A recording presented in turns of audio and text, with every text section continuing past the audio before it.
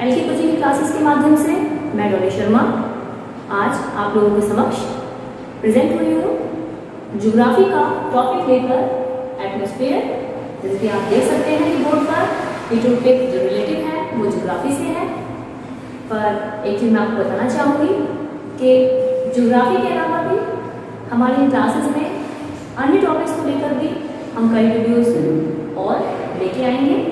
पर उन वीडियोस के नोटिफिकेशंस के लिए सबसे पहले आपको इस चैनल को सब्सक्राइब करना होगा ताकि आगामी वीडियोस में आप हमारे चैनल के साथ बने रहें और नेक्स्ट वीडियोस आप तक टाइम से पहुंच सकें। तो let's start the video now. Today's topic, आज का टॉपिक जैसे हमारा है एटमॉस्फेयर, वायुमंडल। वायुमंडल के बारे में हम बात करने से पहले आप सभी को बता दें कि एटमॉस्फेयर का मीन्स जानना हमारे लिए बहुत ज़रूरी है, क्योंकि हमारी पृथ्वी पर दो भाग हैं जिसमें एक स्थल और दूसरा जल है, अर्थात land mass and water bodies. Land mass और वाटर बॉडीज के अलावा भी हमारे इस अर्थ पर एक और डोमेन है जिसे हम एटमॉस्फेयर कहते हैं। एटमॉस्फेयर में भी काफ़ी सारी ऐसी लेयर्स हैं जिसको हम अलग अलग विषयों पे जान सकते हैं। इनके अलग अलग विशेषताएं हैं, अलग अलग टॉपिक्स हैं। बट इन दिस वीडियो, इस वीडियो में मैं केवल आपको केवल दो ही लेयर्स के बारे में डिस्कशन कर दूंगी, क्योंकि प्रत्येक लेयर का डिस्क्रिप्शन काफ़ी बड़ा है जिसको हम आपके लिए मेन फीचर्स, मेन पॉइंट्स के साथ प्रेजेंट करने जा रहे हैं। आपको इस वीडियो के माध्यम से कुछ भी चीज़ याद करने की या फिर लिखने की जरूरत नहीं है, केवल बस आपको इस वीडियो को ध्यान से देखना है, शुरू से अंत तक इस वीडियो के साथ बने रहें ताकि आप भी इस ज्योग्राफी जैसे टॉपिक को या ज्योग्राफी जैसे सब्जेक्ट को बोरिंग फील ना करें। जहाँ हम लोगों ने देखा भी होगा कि बच्चे इस टॉपिक को काफ़ी बोरिंग महसूस करते हैं। इस टॉपिक के आते ही, इसकी क्लास स्टार्ट होते ही बच्चे एक अजीब सा मेंटली स्ट्रेस महसूस करते हैं। हो सकता है या तो मेथड रॉन्ग हो या फिर हो सकता है कि बच्चों को इसका टॉपिक पसंद ना आता हो। Let's start the video. Atmosphere के बारे में जानने से लिए हम सबसे पहले बता देते हैं कि एटमॉस्फेयर अर्थात वायुमंडल है क्या चीज़। एटमॉस्फेयर का मीन्स है वायुमंडल, और वायुमंडल वो एक ऐसी परत है जो कि अनेक प्रकार की गैसों से पूरा का पूरा पृथ्वी का आवरण घिरा हुआ है, जिस परत को ही हम वायुमंडल कहते हैं। वायुमंडल के बारे में जानने से पहले आइए चलते हैं, हम बात करते हैं हमारी पृथ्वी के मेन डोमेन्स के बारे में। तो मेन डोमेन्स के बारे में आप एक छोटे से डायग्राम के माध्यम से आप समझ पा रहे होंगे कि हमने इसमें लेयर्स भी बनाई हुई हैं और 1, 2, 3 एंड 4। इसमें आप देख सकते हैं कि इस वीडियो में आपको ये डायग्राम शो कर रहा है अर्थ डोमेन्स के बारे में। हमने बात कही थी आपसे लैंड मास के बारे में, वाटर बॉडीज के बारे में, और एटमॉस्फेयर तो हमारा टॉपिक है ही है। बट हमारी अर्थ कितने स्पेयर्स में अर्थात कितने मंडल में डिवाइड है उसके बारे में हम बात करते हैं। सबसे पहले हमारी पृथ्वी बनी हुई है, these are the main spheres of the earth. First is lithosphere, that means स्थल मंडल, जिसमें हम सभी जानवर, सभी पेड़ पक्षी, पेड़ पौधे, यहाँ तक कि हम इंसान इस पर अपने आप को सर्वाइव कर रहे हैं और जीवन यापन कर रहे हैं। Next is hydrosphere. हाइड्रोस्फीयर के नाम से ही आप समझ पाएंगे कि हाइड्रो H2O, तो हाइड्रो मीन्स जिसका संबंध जल से है और जल मंडल के लिए ही इसको हाइड्रोस्फीयर कहा जाता है। हमारी पृथ्वी पर अत्यधिक जल है जिसके कारण हमारे अर्थ को ब्लू प्लैनेट,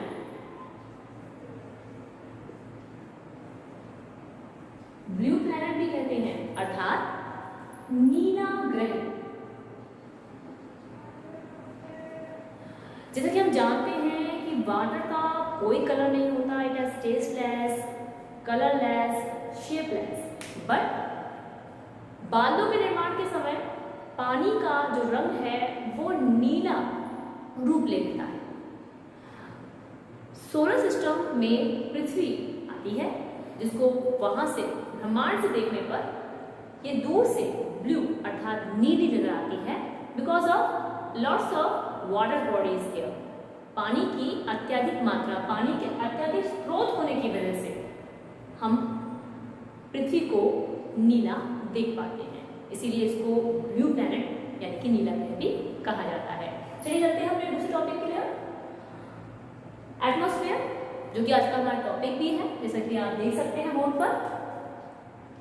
एटमॉस्फेयर अर्थात वायुमंडल, इसके बारे में चर्चा हम स्टार्टिंग में करने ही वाले हैं और आगे तक करते रहेंगे। पर एक आप चीज ध्यान से देख रहे होंगे कि कुछ डार्क लाइंस के माध्यम से हमने एक जैवमंडल, और जैवमंडल परत वो परत है जिसमें लाइफ अर्थात जीवन संभव है। तो चलिए चलते हैं अपने इस टॉपिक को कंप्लीट करने के बाद हमारा नेक्स्ट टॉपिक है। यहाँ तक तो आपको समझ में आ ही गया होगा कि अर्थ मैस अर्थात पृथ्वी के कितने मंडल हैं या पृथ्वी के कितने भाग हैं। First of all lithosphere, second hydrosphere, third atmosphere, important layer of the earth is biosphere, क्योंकि इसमें भी जीवन है। अब हम बात करते हैं हमारी पृथ्वी के गैसों के बारे में, क्योंकि हमारा टॉपिक स्टार्ट हो चुका है। वायुमंडल क्या है, वायुमंडल कौन से मंडल में शामिल है, पृथ्वी के कौन से भाग में आता है। पर ये वायुमंडल अनेक प्रकार की gases, so many gases contain in the atmosphere, but how many gases in how much quantity is included in this sphere? The first is nitrogen. हमारी पृथ्वी पर नाइट्रोजन जो है 78.08% में मौजूद है। नाइट्रोजन हमारी जो अर्थ पर यानी कि एटमॉस्फेयर में नाइट्रोजन 78.08 है। ज्यादातर बच्चों को ये जो डिटेल्स है, ये नंबर्स हैं, ये लर्न करने में काफी प्रॉब्लम आती है। बच्चे भूल जाते हैं क्योंकि नाम तो कभी कभी याद हो जाते हैं, पर इनके जो नंबरिंग सिस्टम है कि कितने पॉइंट्स में है, क्या नंबर था, वो एग्जाम टाइम में बच्चे बैठ जाते हैं और भूल जाते हैं कि 7 था, 8 था, 4 था। ये नॉर्मली बच्चों के साथ होता है, पर इजीली छोटा सा ट्रिक है, इसको याद करने की कोई दिक्कत की बात नहीं है। 78.08 और 78.08 में अब हम यहाँ से रनिंग पॉइंट बनाएंगे कि 20.93। कई बुक्स में, कई जगहों पर, कई स्कूलों में बच्चों को ये चीज़ें 21% बताई जाती हैं, क्योंकि this is the point here, decimal point, तो ऑलमोस्ट 21% ही हो जाता है, क्योंकि 7 पॉइंट्स का डिफरेंस रह जाता है। तो नॉर्मली इसको 21% भी शो कर दिया जाता है बुक्स में भी, क्लासेस में भी, स्कूलों में भी। पर ये इसकी एक्चुअल परसेंटेज है, एक्चुअल क्वांटिटी है ऑफ ऑक्सीजन। नाइट्रोजन गैस का महत्व जो है वो हमारे पेड़ पौधों के लिए, नाइट्रोजन फ्रिक्शन के लिए बहुत काम आता है। इसकी वजह से ही पेड़ पौधे ग्रोथ कर पाते हैं और अपने जीवन को सर्वाइव कर पाते हैं। नेक्स्ट पॉइंट में हम बात करने जा रहे हैं oxygen, the most important gas. ध्यान सुनिएगा, this is the most important gas for our life survive. कह सकते हैं कि जल के बिना, भोजन के बिना हम कुछ दिन तक रह सकते हैं। फॉर एग्जाम्पल, डेजर्ट में रहने वाले आप कैमल को ही ले लीजिए, it's called the sheep of desert, camel. It can survive 21 days in the desert without water. रेगिस्तान में रहने वाले जहाज अर्थात ऊंट के बारे में बात कर रहे हैं, वो 21 दिन तक बिना भोजन के रह सकता है और बिना जल के।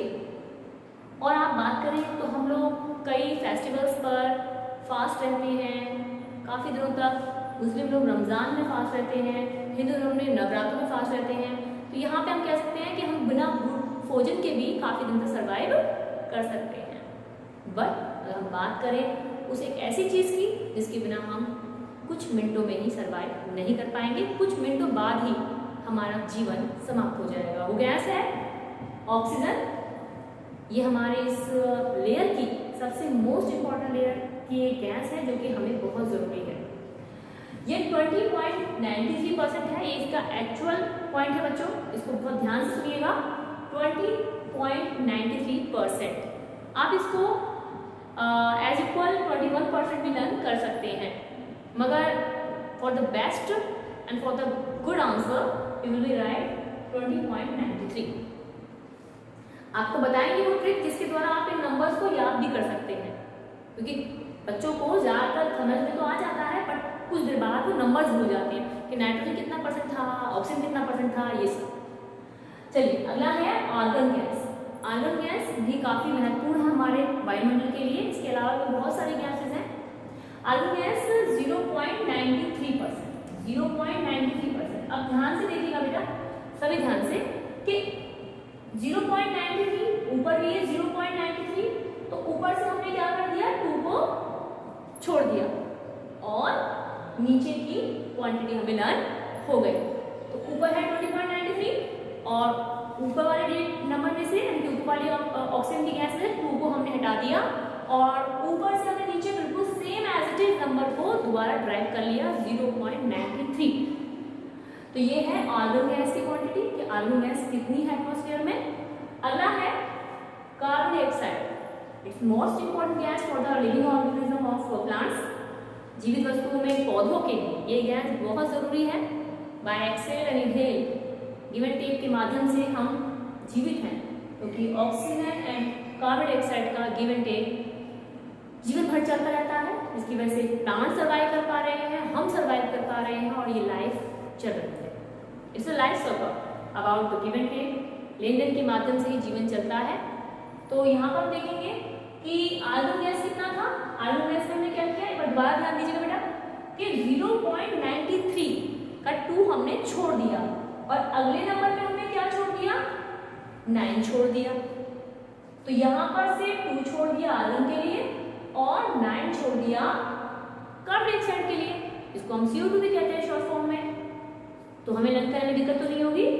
फर्स्ट नाइट्रोजन 78.08%, ऑक्सीजन 0.93, आर्गन के लिए 2 को छोड़ दिया है 0.93%। आप 21% भी याद कर सकते हैं, but the best result you have to learn the proper quantity of this gas. Next में हमने क्या छोड़ दिया, 9 छोड़ दिया 0.3%। इजीली आपको लर्न हो गया होगा। And now next topic. ये 2 टॉपिक यहाँ से हमारे क्लियर हो गए। अगर कोई भी आपको डाउट हो, कोई भी आपको कंसेप्ट में प्रॉब्लम लग रही हो, समझ में दिक्कत आ रहा हो, यहाँ लिखा हुआ है और आप कमेंट बॉक्स में जाकर अपने कमेंट द्वारा अपने जो प्रॉब्लम्स है आपकी उसको आप राइट करें। नेक्स्ट वीडियो में मैं आपको क्लियरिफिकेशन करने की कोशिश करूंगी ताकि बच्चों को ज्योग्राफी जैसे सब्जेक्ट में बोरियत फील ना हो। चलिए बात करते हैं अपने अगले पेज की। जैसे कि आप देख सकते हैं कि हमने ऑलरेडी यहाँ पर लिखकर रेडी कर दिया है for the shortage of time, क्योंकि बच्चों को ना लगे कि बहुत लंबा टॉपिक है, ये तो क्लास जैसे सिस्टम हो गया, क्लास में से मैम पढ़ाती हैं वैसा ही पढ़ा रही है ma'am. No, we easily learn and we easily understand what is this topic and this concept have. तो लेयर्स ऑफ एटमॉस्फेयर, वायुमंडल की परतों के बारे में बात करते हैं। ऑलमोस्ट वायुमंडल की परतें होती हैं वो 5 होती हैं, पर आपकी नॉलेज के लिए, आपकी समझ के लिए हम केवल आज आपको इनमें से 2 ही परतों के बारे में बताएंगे। 2 परतों के बारे में क्यों बताएंगे, क्योंकि हमें सभी परतों की नॉलेज होना बहुत ज़रूरी है। स्टेप बाय स्टेप अगर हम समझें तो ये टॉपिक हमारा इजीली क्लियर हो जाएगा। तो आइए बात करते हैं। हमारी फर्स्ट जो लेयर है उसको नाम है ट्रोपोस्फियर। इसको शोभ मंडल भी कहा जाता है, इसको शोभ मंडल भी कहा जाता है। हम इसको क्लियर कर देते हैं। यहाँ तक ऑक्सीजन हो गया हमारा कितना परसेंट भाई, ऑक्सीजन हो गया हमारा 20.93%, जिस oxygen symbol CO2। Next is argon. Argon is how we have to learn, उनको रिमेन छोड़ देना है 0.93%। And last not the least CO2 carbon dioxide, it has इसमें से 9 छोड़ देना है तो 0.3। इसके अलावा भी dust, water bodies, water vapours, smoke, ये भी हमारे इस पृथ्वी में शामिल होता है। इसकी क्वांटिटी बहुत ही लेस होती है या आए दिन कम ज़्यादा बढ़ती रहती है। जैसे कि आप जानते हैं कि लॉकडाउन में है इस समय पूरा भारतवर्ष हमारा, जिसके चलते प्रदूषण कम है। तो हो सकता है कि जैसे यमुना नदी, गंगा नदी में इतना सफाई वगैरह हो चुका है, तो हो सकता है कि इन चीज़ों की यानी कि जो हमारे पॉल्यूटेंट पार्टिकल्स हैं, यानी गंदगी वाली चीज़ें हैं, वो कम हो रहे होंगे, डस्ट कम हो रहा होगा, स्मोक कम हो रहा होगा, तो इसकी जो पॉइंट की क्वांटिटी होती है वो आइटम कम व ज़्यादा होती रहती है पॉल्यूशन के हिसाब से। ये हमारे मेन टॉपिक थे जो कि हमने इसमें क्लियर कर। तो हमारे ट्रोपोस्फीयर के बारे में बात हम कर रहे थे।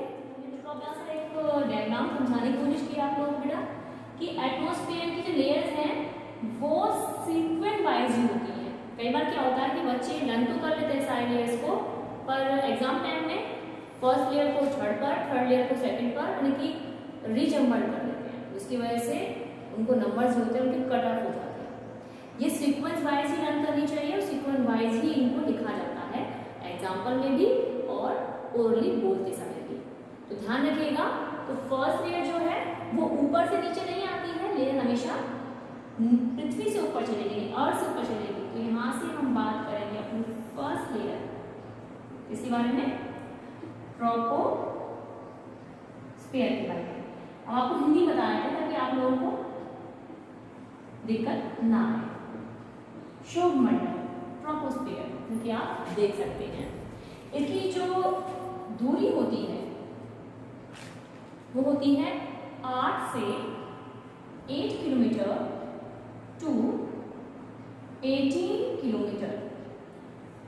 इस परत की जो ऊंचाई होती है वो 8 से 8 टू 18 किलोमीटर, 8 से 18 किलोमीटर तक की होती है। ये परत पृथ्वी की वायुमंडल की सबसे पहली परत होती है। तो इसे लर्न करते समय, इसको समझते समय इसका ध्यान रखना है कि ये फर्स्ट नंबर पे हमें राइट डाउन करनी है in the exam time, in the oral test exam time. इस चीज की एक चीज और बता दूं आपको कि इस ही परत में सबसे ज्यादा मात्रा में CO2 गैस पाई जाती है। CO2 गैस के बारे में, it is the very heavy gas, बहुत काफी भारी गैस होती है कार्बन डाइऑक्साइड, जो कि इसी परत में पाई जाती है शोभमंडल में। कई बार क्या होता है कि बच्चे सोचते हैं कि इसी मंडल में मौसम संबंधी घटनाएं घटती हैं, पर नो, बिल्कुल नहीं बच्चों। इस परत में किसी भी प्रकार की मौसम संबंधी घटनाएं नहीं घटती हैं। मौसम संबंधी घटनाएं कौन सी लेयर में होती है या कौन सी लेयर में ये सारी की सारी प्रोसेसिंग चलती है वो हम आपको बताएंगे।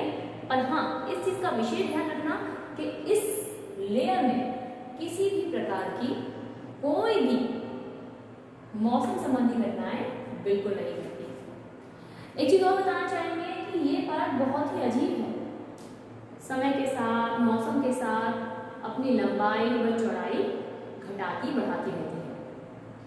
इन द विंटर सीजन हम बात करते हैं सर्दियों के मौसम में, इस परत की जो लंबाई होती है वो खुद ब खुद अपने आप कम हो जाती है।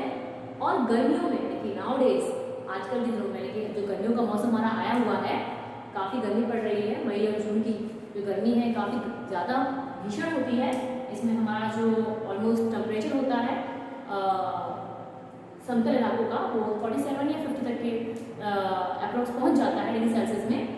तब इस परत की जो लंबाई है वो इंक्रीज हो जाती है। ठंडों में इस परत के जो लंबाई है वो लेस हो जाती है, डिक्रीज हो जाती है बच्चों। और गर्मियों में इसकी लंबाई है, इसकी लेयर की जो स्ट्रेंथ है वो काफ़ी बढ़ जाती है। ऐसा क्यों होता है, ये भी आपके दिमाग में बात आ रही होगी कि ऐसा होता क्यों है। For because of the air. जब गर्म हवाएं चलती हैं, तो गर्म हवाएं जब चलती हैं तब कार्बन डाइऑक्साइड जो गैस है वो काफ़ी ऊपर जाती है। तो जहाँ तक कार्बन डाइऑक्साइड पाई जाएगी वहाँ तक हमारी शोभमंडल अर्थात ट्रोपोस्फियर की परत को मान्य किया जाएगा। पर सर्दियों में ऑलरेडी इतना मतलब कि फॉग होता है, कोहरा पड़ता है और ऊस वगैरह, ड्यू वगैरह भी रहती है, जिसकी वजह से कार्बन डाइऑक्साइड के ऊपर एक हैवी प्रेशर बन जाता है वाटर्स का, जिसकी वजह से ये परत नीचे यानी कम हो जाती है। यहाँ तक तो आपको पता चल गया होगा।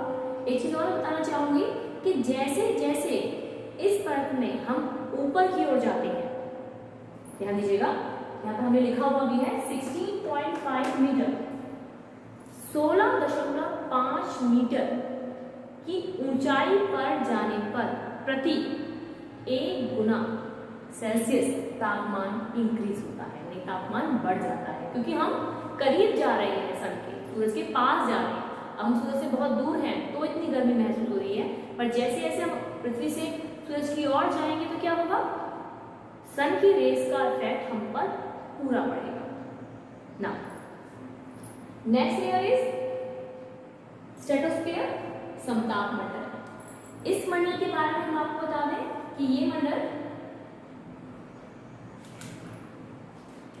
ठीक शोक मंडल से ऊपर होता है, अर्थात ट्रोपोस्फीयर से ऊपर की ओर, जिसका नाम है समताप मंडल। हमने यहाँ पर आपको इन स्फीयर्स की हिंदी व प्लस इंग्लिश भी बताई है, ताकि जो बच्चे यूपी बोर्ड में पढ़ रहे हैं उनको प्रॉब्लम ना हो, वो भी समझ सके इस कंसेप्ट को, और जो बच्चे हमारे सीबीएसई पैटर्न से रिलेटेड हैं या फिर इंग्लिश मीडियम स्कूल में पढ़ते हैं, सीसीई पैटर्न पढ़ते हैं, उनको भी ये कंसेप्ट समझ में अच्छे से आ जाए, भली बात आ जाए। तो समताप मंडल के बारे में हम बता रहे थे आपके लिए, समताप मंडल। समताप मंडल अर्थात स्ट्रेटोस्फीयर, ये काफी एक ऐसा ग्रह है, एक ऐसा लेयर है जो 18 to 50 किलोमीटर, अर्थात 18 से 50 किलोमीटर तक की इसकी लंबाई होती है, और यही वो एक ऐसा मंडल है जिसमें मौसम संबंधी घटनाएं घटित होती हैं। ध्यान दीजिएगा, बच्चों को लगता है कि पृथ्वी के पास जो है पहली लेयर उसमें ही मौसम घटना होगा, पर no, second layer of the atmosphere, शोक मंडल के बाद जो है समताप मंडल, उसमें मौसम संबंधी घटनाएं हमारी होती हैं। इस लेयर को मोस्ट इंपॉर्टेंट लेयर भी माना जाता है। क्यों मोस्ट इंपॉर्टेंट लेयर माना जाता है, क्यों इतना मैं प्रेशर देकर आपसे कहना चाह रही हूँ, क्योंकि इसी लेयर में मौसम संबंधी घटनाएं भी घट रही हैं, प्लस आपके जो एयर ट्रांसपोर्ट्स हैं, यानी एयरवेज, एयरप्लेन, हेलीकॉप्टर और भी बहुत सारे वायुयान जो कि आसमान में उड़ते हैं, वो इसी लेयर में एक छोटी महीन परत होती है जो बहुत बहुत जरूरी है हमारे लिए। आप लोगों ने सुना भी होगा कि ओजोन लेयर दिन प्रतिदिन पतली होती जा रही है, ओजोन लेयर दिन प्रतिदिन छन रही है, चलनी की भांति। That means that is the layer in contain the ozone layer also. We have to say also O3। Ozone layer को एक हम साइंटिफिक सिंबल से भी शो कर देते हैं, जिसको हम O3 कहते हैं। ओजोन लेयर क्या है, ओजोन लेयर क्या समझाती है, क्या दिखाती है, क्या कार्य करती है, आइए चलते हैं इस टॉपिक की बात करते हैं। ओजोन लेयर की जो लंबाई है वो आपकी है 15 किलोमीटर टू 35 किलोमीटर, 15 से 35 किलोमीटर की इसकी लंबाई है, और ये लेयर काफी पतली है, और ये पतली हो भी रही है for the pollution and other materials of the global warming. ये परत एक अम्ब्रेला जैसा, पृथ्वी के ऊपर एक अम्ब्रेला जैसा सिस्टम लिए हुए है। अम्ब्रेला जैसा क्यों? क्योंकि हमारे सूरज से, कि सन से, सूरज से आने वाली कुछ ऐसी किरणें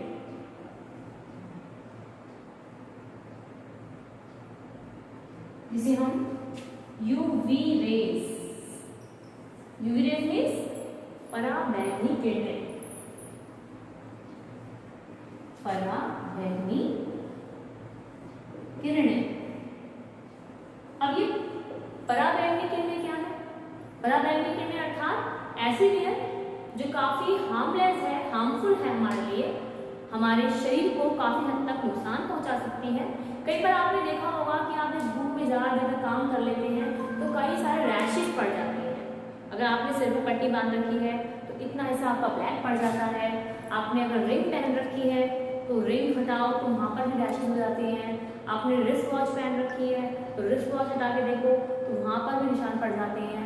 बाकी हिस्सा ब्लैक है पर जितना हिस्सा उन चीज़ों से कवर था वो हिस्सा उस स्किन की अपेक्षा काफ़ी फेयर होता है, उसका कॉम्प्लेक्स काफ़ी फेयर रहता है। ऐसा किस लिए? क्योंकि हमारी स्किन हल्का हल्का जलती है, इससे सन की रेस से आने वाली यूवी रेस से, पराबैंगनी किरणों से, अल्ट्रावायलेट रेस से।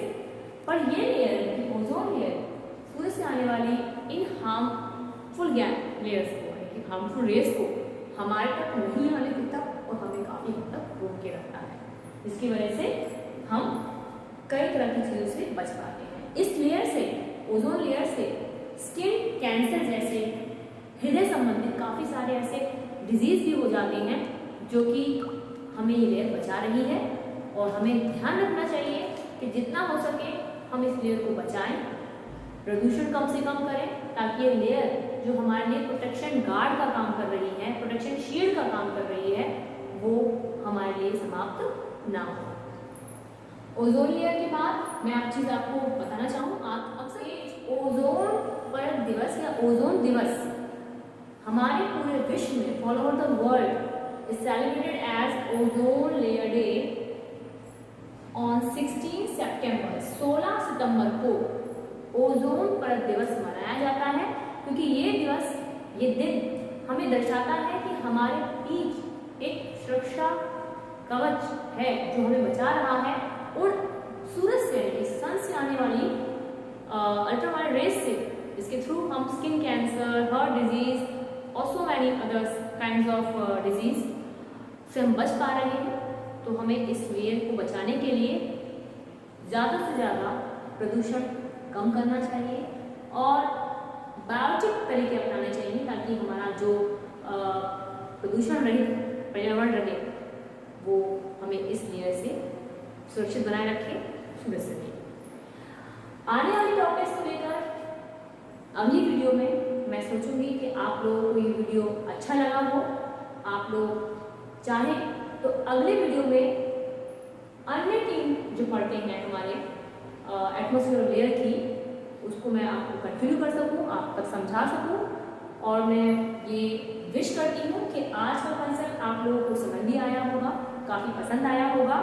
तो चैनल को सब्सक्राइब करना ना भूलें, ताकि मैं आने वाली वीडियोज़ में अगली 3 जो लेयर्स हैं एटमॉस्फेयर ऑफ द अर्थ की, उसको एक नए तरीके से, नए मैथड से, विदाउट बोरिंग मैं आपके सामने प्रेजेंट कर सकूं।